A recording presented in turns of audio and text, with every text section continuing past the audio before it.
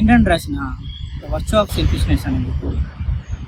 అంటే it's a direct philosophy, fictional story characters అనేవి లేకుండా. సో ఆమె ఏం చెప్పాలనుకుంటున్నదో దాని యొక్క కంప్లీట్ డైరెక్ట్ ఆమె యొక్క ఫిలాసఫీ, ఆబ్జెక్టివిజం, ఆమె చెప్పిన ప్రిన్సిపల్స్ ఏమైతే ఉన్నాయో దాన్ని పుస్తకంలో చెప్పారనమాట. చాలా చిన్న పుస్తకం ఇది. సో ఇందులో వన్ ఆఫ్ ది చాప్టర్ ఏదైతే కాన్ఫ్లిక్ట్ అనే chapter, the conflicts of man's interest. ఒక మనిషికి వ్యక్తులతో, సొసైటీతో, లేదంటే కొన్ని అభిప్రాయాలలో కొన్ని నిర్ణయాలు మనం తీసుకునేటప్పుడు కొన్ని కాన్ఫ్లిక్ట్స్ వస్తాయి. కాన్ఫ్లిక్ట్లోంచి మనకి సఫరింగ్ కానీ, నిరాశ కానీ, బాధ కానీ ఇవన్నీ వస్తూ ఉంటాయి. సో ఎట్లా అర్థం చేసుకోవాలి అసలు ఒక మనిషి యొక్క జీవితంలో కాన్ఫ్లిక్ట్ అనేదాన్ని ఎట్లా అర్థం చేసుకోవాలని ఏంటంటే గారు తన యొక్క ఆబ్జెక్టివిజం ఫిలాసఫీలో చెప్పారు. సో ఇప్పుడు పేజ్ నెంబర్ 57 తీస్తే మీరు ఇక్కడ ఏం చెప్తారంటే వెరీ క్లియర్గా, some students of objectivism find difficult to grasp the objectivist principle that there are no conflicts of interest among rational men. ఇద్దరు తెలివిగా, నిజాయితీగా ఉండే ఇద్దరు వ్యక్తుల మధ్య కాన్ఫ్లిక్ట్స్ అనేవి ఉండవు, ఇది one of the objectivism principle అని చెప్పినప్పుడు చాలా మంది స్టూడెంట్స్కి అర్థం కాలేదు అదేంటో అని చెప్పారు. ఏంటంటే దానికి ఏం చెప్పారంటే, there are 4 interrelated considerations which are involved in a rational man's view of his interest, but which are ignored or evaded in the above questions and in all similar approaches to the issue. I shall designate these 4 as reality, context, responsibility, effort. అంటే ఎప్పుడైనా మీరు ఏదైనా ఒక విషయాన్ని conflict feel అవుతున్నా, లేదంటే contradiction feel అవుతున్నా, ఈ ఫోర్ థింగ్స్ని చెక్ చేసుకోవాలని చెప్పింది ఏంటంటే, first is the reality, second one is the effort, third one is the responsibility, the fourth one is the context. ఏంటంటే అది ఇప్పుడు రియాలిటీలో one of the important point ఏం చెప్పారంటే,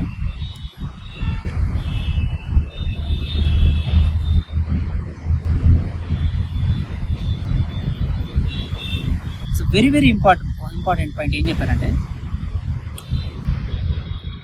he chooses, identifies his desire by a process of reason, and he does not act to achieve a desire until and unless he is able to rationally to validate it in the full context of his knowledge and his other values and goals. He does not act until he is able to say, I want it because it is right. I want it because it is right అని అనుకునేంత వరకు అతను తన యొక్క కోరికను కానీ, తన యొక్క లక్ష్యాన్ని కానీ డిసైడ్ చేసి మొదలు పెట్టాడు అనమాట. అది రియాలిటీని చెక్ చేసుకునే విధానం. దానికి one of the reason, the law of identity is a rational man's paramount consideration in the process of determining is interest. ప్రతి ఒక్కళ్ళు నేను అనుకున్నది నాకు రైటే అని అనుకుంటారు. నా పర్స్పెక్టివ్లో నేను రైట్ అనుకుంటాను, నీ పర్స్పెక్టివ్లో నువ్వు రైట్ అనుకుంటాను. కానీ ఇక్కడ ఏంటంటే పర్స్పెక్టివ్స్ని పక్కన పెట్టేసి ఆబ్జెక్టివిస్ట్ మైండ్ సెట్తో reality, responsibility, effort and context, ఈ 4 విషయాలు చెక్ చేసుకోమండి. ఎలా ఇప్పుడు 1 by 1 వెళ్దాం. సో దానికి ఐన్ రాండ్ గారు చెప్పింది ఏంటంటే, suppose 2 men apply for the same job. ఇద్దరు ఒకే జాబ్కి అప్లై చేసినప్పుడు ఒక్కరికే వచ్చింది అనుకో. ఇప్పుడు ఆ విషయాన్ని మనం ఒకసారి చెక్ చేసుకున్నాం రియాలిటీ బేస్లో. సో ఇప్పుడు ఇద్దరిలో ఒక వ్యక్తికే వచ్చింది అది. సో ఇద్దరిలో ఒక వ్యక్తికి ఆ జాబ్ వచ్చినప్పుడు రెండో వ్యక్తి నాకు అన్యాయం జరిగింది, నన్ను తొక్కేశారు, నేను త్యాగం చేశాను అని ఆలోచించాల్సిన అవసరం లేదు. ఎందుకంటే ఒక కంపెనీ పెట్టిన అధికారి అందులో ఎన్నో కోట్ల రూపాయల పెట్టుబడి పెట్టి తనకి లాభం రావాలి అని అంటే ఎలాంటి స్కిల్ సెట్, ఎలాంటి అర్హతలు ఉన్న వ్యక్తులను తీసుకోవాలనేది అతని యొక్క ఉద్దేశం, అతని యొక్క టార్గెట్. ఎందుకంటే అతని యొక్క ఇంట్రెస్ట్ ఆ కంపెనీ పెట్టుబడి పెట్టడం ద్వారా ఒక లాభాన్ని తీసుకురావడం అనేది ఈజ్ ఇంట్రెస్ట్ అంటే ఇక్కడ ఆసక్తి, ప్రయోజనం, చేకూరే లాభం అనే పాయింట్లో ఇంట్రెస్ట్ అనే పదం వాడారనమాట. ఓకేనా? సో ఎందుకు, ఏ విషయం మీద మనకు ఆసక్తి ఉంటుంది? ఇంకేదైనా తిరిగి ఒక లాభం వచ్చినప్పుడు దాని మీద మనకు ఒక ఆసక్తి ఉంటుంది, ఒక ప్రయోజనం మనకి దానికి చేకూరినప్పుడు. సో ఆసక్తి, ప్రయోజనం చేకూరటం, లాభం పొందటం అనే పాయింట్ ఆఫ్ కాంటెక్స్ట్లో ఇంట్రెస్ట్ అనే పదాన్ని తీసుకోవాలన్నమాట. ఇంట్రెస్ట్ అంటే ఇంగ్లీష్లో మనం డబ్బులు ఇచ్చి వడ్డీకి తీసుకునేది కాదు. ఓకే, లేకపోతే రెగ్యులర్గా నాకు టీ తాగటం ఇంట్రెస్ట్ అంటాం కదా, అలాంటి రెగ్యులర్ కాంటెక్స్ట్ కాదు వాడిన ఐన్ రాండ్ ఇంట్రెస్ట్ అనే పదం. ఇంట్రెస్ట్ అంటే నీ స్వార్థం, నీ ప్రయోజనం, నీ లాభం కోసం చేకూరే ఒక పని నీకు నచ్చినప్పుడు అందులో నీకు ఒక ఇంట్రెస్ట్ ఎక్కువ ఉంటుంది, యువర్ సెల్ఫ్ ఇంట్రెస్ట్. అలాగే నీలో ఉన్న ప్రతిభ ఏదైతే ఐడెంటిఫై చేసావో ఆ ప్రతిభని నువ్వు చూపించుకోవాలని ఒక ఇంట్రెస్ట్ ఉంటుంది. ఆ కైండ్లో ఇంట్రెస్ట్ అనే పదం వాడు. సో ఇప్పుడు ఇక్కడ ఆ కంపెనీ పెట్టిన వ్యక్తికి ఏంటంటే కోట్ల రూపాయలు పెట్టుబడి పెట్టి ఆ కంపెనీ పెట్టాడు కాబట్టి దాన్ని పైకి తీసుకురావడం కోసం, దాన్ని ఎవరైతే పైకి తీసుకురావడానికి సహాయపడతారో అలాంటి అర్హతలు, స్కిల్స్ ఎవరికి ఉంటారో వాళ్ళనే తీసుకుంటారు. సో ఇప్పుడు ఏ అనే వ్యక్తికి జాబ్ వచ్చినప్పుడు బి అనే వ్యక్తికి రానప్పుడు, బి అనే వ్యక్తి నా ఉద్యోగం అతను కొట్టేశాడు, అతనికి వచ్చింది, నాకు కాలం కలిసి రాలేదు, దేవుడు సపోర్ట్ చేయలేదు, అక్కడ ఏదో ఇల్లీగల్ యాక్టివిటీస్ జరుగుతున్నాయి, ఇలా తొక్కేశారని ఆలోచించాల్సిన అవసరం లేదు. ఏవైతే నీకు సంబంధించిన స్కిల్స్ ఉంటాయో దానికి తగ్గ జాబు, దానికి సరిపోయేంత జాబు నీకోసం ఉంటుంది, అవకాశం. లేదనంటే where you are in the lag, నువ్వు ఎక్కడ ల్యాగ్లో ఉన్నావో, ఎక్కడ నువ్వు ఇన్ఎఫిషియెంట్గా ఉన్నావో అక్కడ నువ్వు కొంచెం ఆ స్కిల్స్ని ఇంప్రూవ్ చేసుకుంటే definitely you will get another chance. The terms interest is a wide abstraction that covers the entire field of ethics. Interest depend on the kind of goals he chooses to pursue. His choice of goals depend on his desires. His desires depend on his values, and for a rational man, his values depend on the judgment of his mind. కోరుకున్నంత మాత్రాన మనకు అది సొంతమై తీరాలి అని అనుకుంటే it is a irrational thing. ఒక కోరిక కోరుకోవడానికి మనకి ఎంత బలం ఉంది, ఆ కోరికని నెరవేర్చుకోవడానికి మన దగ్గర ఉన్న శక్తి ఎంత, ఆ శక్తిని మనం సాధించుకున్నామా, సాధించుకోవాలా, దానికి కావాల్సిన కృషి, శ్రమ ఏంటి అని ఆలోచించడం అనేది రియాలిటీ బేస్డ్లో మనం చెక్ చేసుకోవాల్సింది first thing.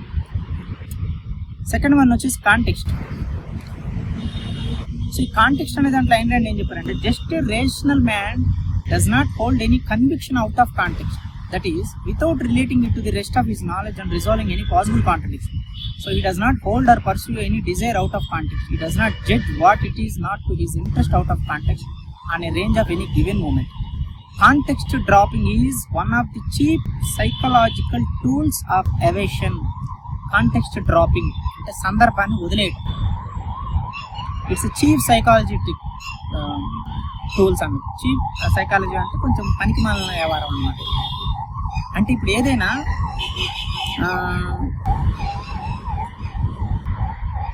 you see, a rational man sees his interest in terms of a lifetime and select his goals accordingly. That does not mean that he has to infallible, or it means that he does not live his life short range and does not drift like a bomb pushed by a super arc of the moment. So ఇలా చెప్పుకుంటూ వచ్చి Ayn Rand గారు ఏం చెప్పారంటే ఈ పాయింట్లో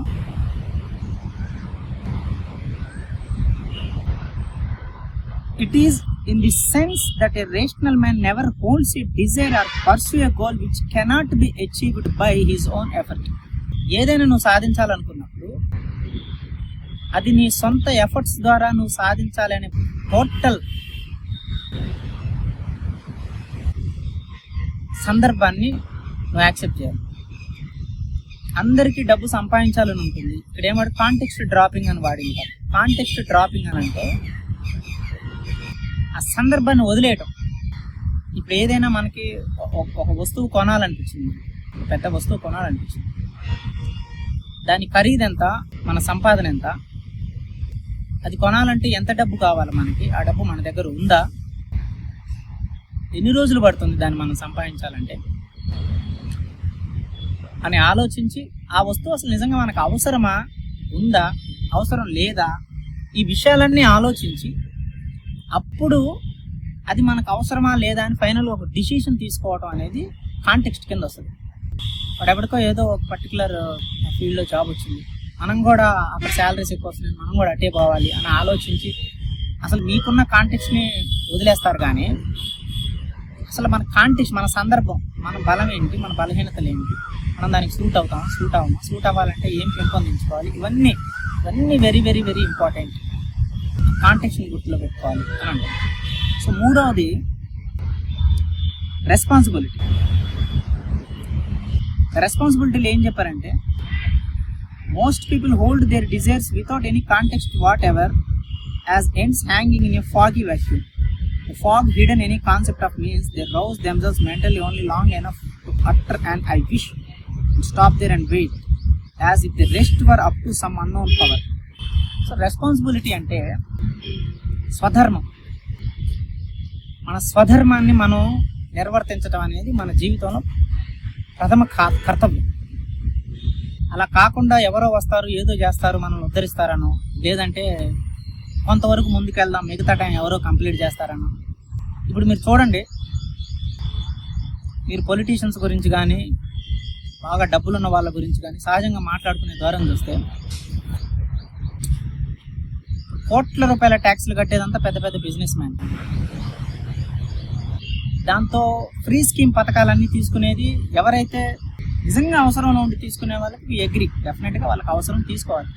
చేయగలిగే సామర్థ్యం ఉండి, పని చేయగలిగే శక్తి ఉండి, అవకాశం ఉండి కూడా ఏమీ చేయకుండా కేవలం ఆ స్కీమ్స్ మీద బతకటము, ఆ ఇచ్చినందుకు రాజకీయ నాయకులను సపోర్ట్ చేస్తే వాళ్ళు ఇష్టం వచ్చినట్టు చట్టాలు చేయటము, ఇలా ఒక వెల్ఫేర్ స్కీమ్ వల్ల సొసైటీలో ఎవరైతే ఇంటెలెక్చువల్స్ ఉంటారో వాళ్ళకి సరైన అవకాశాలు లేక, వాళ్ళకి సరైన అవకాశాలు కల్పించడానికి ఫండ్స్ లేక, ఆ ఫండ్స్ అన్నిటి ఈ స్కీమ్స్కి వెళ్ళిపోయి ప్రజాస్వామ్యాలన్నీ ఫెయిల్ అవడానికి వన్ ఆఫ్ ది రీజన్. అందుకే as a individual you should take your responsibility. నీ రెస్పాన్సిబిలిటీ నువ్వు తీసుకోవాలి. ఒక బాధ్యతను నువ్వు తీసుకున్నప్పుడు ఆ బాధ్యత మొత్తం నా భుజాల మీద ఉందని నువ్వు నిర్వర్తించాలి. ఏదైనా ఆఫీస్లో పనిచేసేటప్పుడు కానీ, బిజినెస్లో కానీ, వ్యాపారంలో కానీ, సమాజంలో కానీ ఒక బాధ్యతగా ప్రవర్తించడం, ఈ బాధ్యతను నీ భుజాల మీదకి తీసుకొని చేయడం అనేది నీ విధి, నీ కర్తవ్యం. అలా కాకుండా మనం కొంచెం చేసి ఎవరో చేసుకుంటారులే అని. ఇప్పుడు చాలా మంది philosophy where it should applicable. యాక్చువల్గా రియాలిటీలో మీరు అర్థం చేసుకుంటే, నేను చాలా మందిని చూసా, పెద్ద పెద్ద కార్లలో ఉన్న వాళ్ళని, జూబ్లీ హిల్స్, బంజారా హిల్స్లో కూడా వాటర్ బాటిల్ రోడ్డు మీద పడేస్తారు. పెద్ద పెద్ద కార్లు, ఆడి, BMW అలాంటి కార్లలో ఉన్న వాళ్ళు కూడా బాటిల్ కింద పడేస్తారు. చాలాసార్లు నేను ఆ బాటిల్ తీసి చెత్తబొట్లు వేసిన సందర్భాలు. ఎందుకు అట్లా పడేస్తున్నారు అంటే, ఎవరో వచ్చి మళ్ళీ తీస్తారు ఆ బాటిల్, మనకేముంది, అవసరం ఏముంది, డెఫినెట్గా చెత్త పని చేసే వాళ్ళు ఉంటారు కదా, వాళ్ళు చేస్తారులే అని. సో ఆ కైండ్ ఆఫ్ అలాంటి సొసైటికల్ స్మాల్ థింగ్స్ నుంచి నీ జీవితంలో నువ్వు ఏదైతే ఉన్నతమైన స్థానానికి వెళ్ళాలనుకుంటున్నప్పుడు నువ్వు చేస్తున్న పని అంతవరకు, అంటే అంత లో లెవెల్ నుంచి అంత హై లెవెల్ వరకు ప్రతి ఏరియాలో నువ్వు నీ రెస్పాన్సిబిలిటీని నువ్వు తీసుకోవాలి. ఎప్పుడు కూడా నీ రెస్పాన్సిబిలిటీని అవతల వాళ్ళ భుజాల మీదకి నెట్టేసి ఇది నీ కర్తవ్యం అని చెప్పడం అంటే, ఇది మీరు ఎక్కడ అర్థం చేసుకోవాలి. అట్లా స్ట్రగుల్ అంటే వాళ్ళ అమ్మగారి క్యారెక్టర్, రేడ్డన్ వాళ్ళ అమ్మగారి క్యారెక్టర్ అదే అన్నమాట చెప్తుంది. వాడు నీ సొంత తమ్ముడు, రక్తంతో పంచుపుట్టిన తమ్ముడు కాబట్టి వాడికి నువ్వు ఉద్యోగం ఇవ్వాలి. వాడికి అర్హత లేదు, నేను ఇవ్వను అంటాడు రేడ్డన్. లేదు, నువ్వు ఇచ్చి తీరాలి, వాడు నీ తమ్ముడు కాబట్టి. నువ్వు ప్రేమించి తీరాలి, వాడు ఎలా ఉన్నా.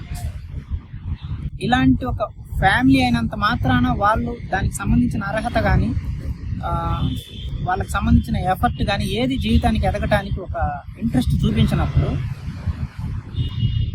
వాళ్ళ రెస్పాన్సిబిలిటీ వాళ్ళు తీసుకోనప్పుడు జీవితంలో, అలాంటప్పుడు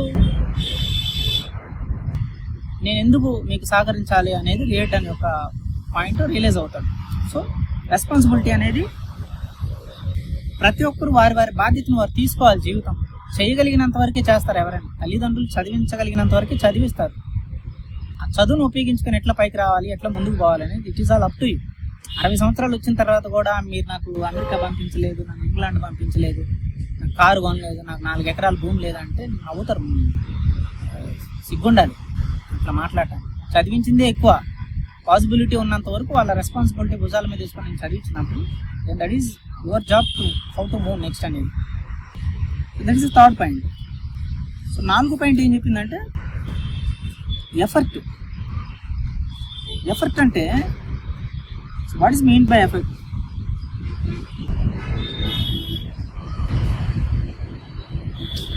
కృషి,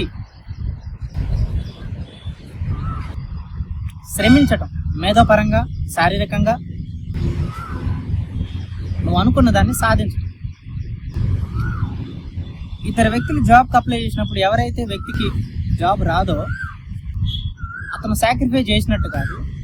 జాబ్ వచ్చిన వ్యక్తి తన శక్తి ద్వారా దాన్ని సంపాదించుకున్నాడు కాబట్టి నువ్వు కూడా అలాంటి శక్తిని సంపాదించుకొని నువ్వు అనుకున్న విజయాన్ని, నువ్వు అనుకుంటున్న ప్రతిఫలాన్ని నువ్వు పొందగలగాలి. అంతేగాని simply you should not blame others. So what is the point? ఏవైతే ఈ 4 పాయింట్స్ ఉంటే అప్పుడు అలాంటి రియాలిటీలో కాన్ఫ్లిక్ట్స్ అనేవి ఉండవు అనేది పాయింట్. ఇప్పుడు జూబ్లీ హిల్స్ BMW వెళ్తే మీరు ఆడి కార్లో ఒక అమ్మాయి దిగింది అనుకో, నువ్వు మామూలుగా ఉన్నావు ఏదో స్ప్లెండర్ ప్లస్ బైకో లేకపోతే ఏదో సైకిల్ మీద వెళ్తాను, అమ్మాయిని కోరుకున్నావు నువ్వు, ఆ అమ్మాయి నీకు నచ్చింది. సో ఆ అమ్మాయి నీకు నచ్చినంత మాత్రం ఆ అమ్మాయి నిన్ను ప్రేమిస్తుందా, నేను లవ్ చేస్తుందా, అమ్మాయి నేను పెళ్లి చేసుకుంటుందా? అక్కడ ఫస్ట్ పాయింట్ రియాలిటీ. ఐన్లాండ్ చెప్పిన ఆబ్జెక్టివిస్ట్ ప్రిన్సిపల్స్లో రియాలిటీ అనే పాయింట్ని చెక్ చేసుకోవాలి. ఈ ఇంట్రెస్ట్ అనే కాన్సెప్ట్, నాకు ఆమె అంటే ఇంట్రెస్ట్ ఉంది ఓకే, బట్ రియాలిటీలో ఇప్పుడు చెక్ చేసుకో. రియాలిటీలో నువ్వు ఆమెను కోరుకుంటున్నంత మాత్రం ఆమె నిన్ను కోరుకోవాలని రూల్ లేదు. ఓకే, ఆమెకున్న పరపతి ఏంటి, ఆమెకున్న ఆస్తులు ఏంటి, ఆమె వాడే కార్ ఏంటి, అసలు ఆమెకున్న గ్రాడ్యుయేషన్ ఏంటి, ఆమెకున్న డిగ్రీస్ ఏంటి, నువ్వు ఎక్కడున్నావు, నీ పొజిషన్ ఏంటి, you have to check this. Check చేసుకున్నప్పుడు ఓకే మనకి దానికి చాలా లెంత్ ఉంది, చాలా గ్యాప్ ఉంది అనుకున్నప్పుడు then how to reach that position, ఆ పొజిషన్కి ఎట్లా రీచ్ అవ్వాలి అని ఆలోచించి ఎనర్జీని అటువైపు డైరెక్షన్ తీసుకెళ్ళాలి. అటు తీసుకెళ్ళిన తర్వాత మళ్ళీ అంటే వాళ్ళని ఏదో అందుకోవాలని కాదు, కార్లలో తిరిగి అమ్మాయిని రీచ్ అవ్వాలి, వాళ్ళని పెళ్లి చేసుకోవాలి, దానికోసం కాదు జీవితం. అది మళ్ళీ అది నాన్ సెన్స్. చెక్ చేసుకోవటం రియాలిటీని ఎంతవరకు మనకి పాసిబిలిటీ ఉంది. నేను కోరుకున్నంత మాత్రం నాకు దక్కి తీరాలి అని అనటంలోని యాసిడ్లు పోయడం కానీ, బ్లేమ్ చేసుకోవటం, మోసాలు చేయటం, నువ్వు నన్ను మోసం చేసేవని ఈ నీడు చంపుకోవటం లేదా వాళ్ళని చంపటం. So there are a clear cut cognitive abilities. Cognitive అంటే చెవులు, ముక్కు, నోరు, ఈ 5 సెన్సెస్ ద్వారా మనకు ఒక ఇన్ఫర్మేషన్ వచ్చి ఆ ఇన్ఫర్మేషన్ ప్రాసెస్ చేసే ఎబిలిటీని కాగ్నిటివ్ ఎబిలిటీ అంటారు. అంటే గ్రహించే శక్తి, గ్రహణ శక్తి, ఆలోచించే శక్తి అనే పదాలు వస్తాయి కాగ్నిటివ్ ఎబిలిటీ. సో నీ కోరికలు కాదు కాగ్నిటివ్ ఎబిలిటీకి ఫండమెంటల్స్, నీ ఆలోచన. ఓకే, మరి చాలా మందికి ఎలా ఆలోచించాలో తెలియదు. నేను ఆలోచించింది కరెక్ట్ అని అందరూ అంటారు, బట్ అప్పుడు నేను ఆలోచించేది కరెక్ట్ అని ఎట్లా తెలుస్తుంది అని అంటే ఈ 4 విషయాలు: రియాలిటీని, రెస్పాన్సిబిలిటీని, కాంటెక్స్ట్ని, ఎఫర్ట్ని. ఈ 4ని నువ్వు చెక్ చేసుకున్నప్పుడు ఈ 4లో నువ్వు ఎస్ అనే ఆన్సర్ వస్తుంది. Yes, you are right. నీకు మ్యాథమెటిక్స్ బాగొచ్చు, చార్టెడ్ అకౌంటెంట్ అవ్వాలంటే మ్యాథమెటిక్స్ అనేవి ఫండమెంటల్లీ స్ట్రాంగ్ వచ్చి ఉండాలి, ఎకనామిక్స్ తెలిసి ఉండాలి, మిగతా సైన్స్, సోషల్ ఇవన్నీ తెలియకపోయినా ప్రాబ్లం. అప్పుడు నువ్వు చెక్ చేసుకోవాలి, yes I want to become a chartered accountant. First step ఏంటి? రియాలిటీ. రియాలిటీలో ఏంటి? రియాలిటీలో చార్టెడ్ అకౌంటెంట్ అంటే ఏంటి? చార్టెడ్ అకౌంటెంట్ అంటే లెక్కలు చూసేవి. లెక్కలు చూడాలంటే లెక్కలు తెలియాలి. మరి నాకు లెక్కలు తెలుసా? ఎస్, నేను మ్యాథమెటిక్స్లో బాగా చేయగలను. రుజువు ఏంటి? 10th, ఇంటర్మీడియట్, బీటెక్లో నాకు మ్యాథమెటిక్స్లో 100కి 95% వచ్చినాయి. Okay, first is possible. Second, context. Okay, నేను అది అవ్వటానికి పాసిబిలిటీ ఏంటి? ఓకే, CA చదవడానికి 4 లక్షలు డబ్బులు అవుతాయి, ఇంట్లో వాళ్ళు 2 లక్షలు వేస్తా అన్నారు, ఇంకో 2 లక్షలు ఎడ్యుకేషన్ లోన్ పెట్టుకుంటే వస్తుంది. ఓకే, కాంటెక్స్ట్ సెట్ అయింది. మిగతా బట్టలు అవన్నీ ఉన్నవాటితో సర్దుకోవచ్చు. ఫుడ్ అది ఇది మనకి కొన్ని రీజనబుల్గా ఉన్న హాస్టల్స్లో మనం జాయిన్ చేయొచ్చు. ఓకే, ఏదైనా తక్కువ అయితే పార్ట్ టైం జాబులు చేయొచ్చు సండే వీకెండ్స్లో. ఓకే, కాంటెక్స్ట్ డ్రాప్ అవుట్ అవ్వలేదు, వెళ్ళి మొత్తం పేరెంట్స్ మీద పడి మీ కిడ్నీలు అమ్మి నాకు చదివించండి అనడానికి లేదు. సో కాంటెక్స్ట్ సెట్ అయిపోయింది. 3, రెస్పాన్సిబిలిటీ. ఈ CA చదవడానికి కావాల్సిన పూర్తి బాధ్యత నేనే తీసుకుంటున్నానా, లేకపోతే నాకున్న పరిస్థితులను చూపించో, లేకపోతే నేనున్న సిచ్యువేషన్స్ చూపించో నన్ను పాస్ చేయండి అని అడుగుకుంటున్నానా, లేకపోతే పక్కోడి పేపర్లో చూసి రాస్తున్నానా? ఈ టోటల్ రెస్పాన్సిబిలిటీని ఈ 3-4 సంవత్సరాలు నేనే చదివి నేనే పాస్ అవ్వాలి అనే నీ టోటల్ బాధ్యత నువ్వు తీసుకోవడం. నాకు డబ్బు లేదనో, ఇల్లు లేదనో, లేకపోతే నాకు ఎవరు సహకరించట్లేదనో, సపోర్ట్ లేదనో నువ్వు వేరే వ్యక్తి మీద బ్లేమ్ చేయకుండా నీ రెస్పాన్సిబిలిటీ నువ్వు తీసుకోగలవా? ఎస్, తీసుకోగలను. 3వది కూడా క్లియర్ అయిపోయింది. 4వది ఎఫర్ట్. సో దీనికి కావాల్సిన పూర్తి ఎఫర్ట్ని నేను పెట్టి నేను అచీవ్ చేసి ఆ స్కిల్స్ నేను సాధించి I will become chartered accountant. Okay, 4కి yes answer. Then your interest is right, your judgment is right. That's what the point. చదవండి ద వర్క్స్ ఆఫ్ సెల్ఫిష్నెస్. మళ్ళీ కలుద్దాం. జై హింద్, జై భారత్.